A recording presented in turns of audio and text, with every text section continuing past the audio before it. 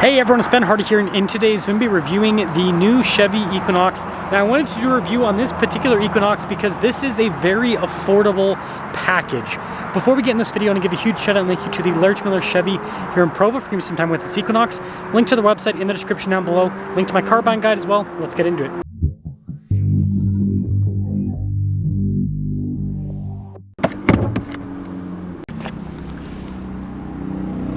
Under the hood, we have a turbocharged 1.5 liter 4-cylinder that goes through an 8-speed automatic transmission.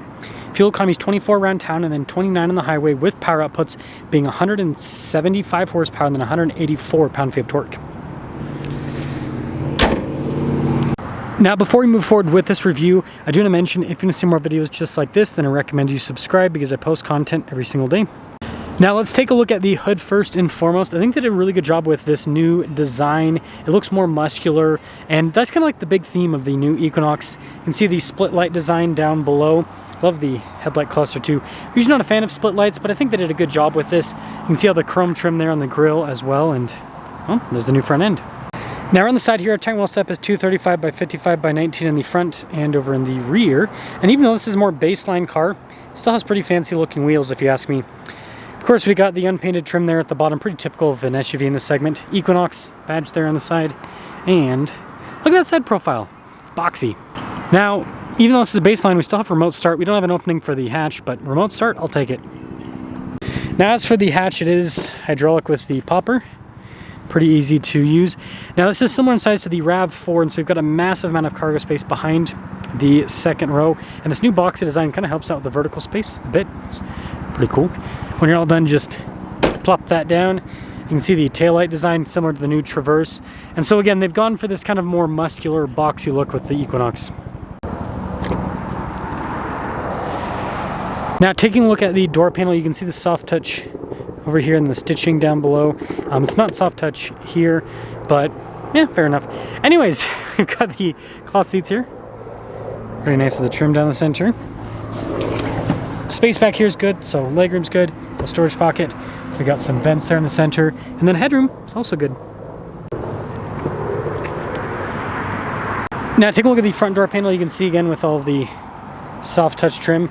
We've got all the window controls. The driver one is automatic. Your mirror adjustments, blind spot monitoring with the mirrors, and then here is the front seat, again with all the cloth trim. All of your adjustments there on the side, and this is cool. The trim on the dash. It's actually soft touch there too, surprisingly. And then down below we've got some controls for like the auto hold, all-wheel drive, all of that. And start her up. Ooh. Now take a look at the steering wheel. You can see soft touch all around. We've got paddle shifters here on the back of the steering wheel. We also have radio controls below that. Bunch of practical controls here on the front, including our cruise control. We've got our controls there for the center screen, heated steering wheel as well. Turn signal, windshield wiper stock, and then we've got a good old-fashioned column shifter. Now take a look at the gauge cluster. You can see fully digital here, and I love how you can change what information it shows. It's one of the benefits of digital. Some people don't like it, but you know, it's cool. 360 camera system with this, so you can see out of a bunch of different angles. For some reason it doesn't want to click on. There we go, now it's working. Maybe I just don't have the magic touch. But anyways, as for the rest of the infotainment system, quick response time, easy to use, got a little volume control there on the side. So yeah, I think it's a nice unit. And then we actually have our physical controls for the climate. So single zone climate, heated seats with this as well. Pretty cool design there with the dash. And you can see with the USB ports here, kind of storage area. More storage right here, some cup holders. Nice trim here on the center console. This actually has a camera rear view mirror as well. No sunroof though. So here's a quick look at the window sticker, 2025 Equinox. You can see the base MSRP there. Total MSRP $33,970. So that's why I wanted to film a review on this, because this is, well, a little bit less than mid-30s, but anyways, I mean, that is really good in today's market. Let's drive it.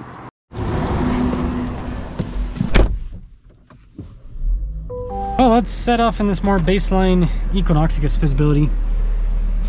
It's good. Well, I really want to do a review on this because, again, affordable cars, they're really important, especially in today's market where, even though people argue in the comment section about this, the economy's not all that great. And so it's like, yeah, it's just nice to have more affordable stuff. And when I talk to people that work at car dealerships, what people are telling me is that nobody's really buying based off wants anymore. Like, there was a lot of want buyers over the course of the last few years, and even before then. But now, most people that are buying, pretty much everyone, they're buying because they have to buy a car. So, I don't know. I think that speaks volumes, if you ask me. But in terms of the Equinox drive, it's nice.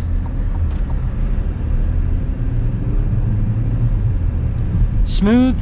The 8-speed, I've reviewed the CVT version of this. The 8-speed is so much better. And again, all-wheel drive, that's what you want. I'm just gonna keep it in front-wheel drive version. Get a little bit of torque steer with that, which is kind of funny.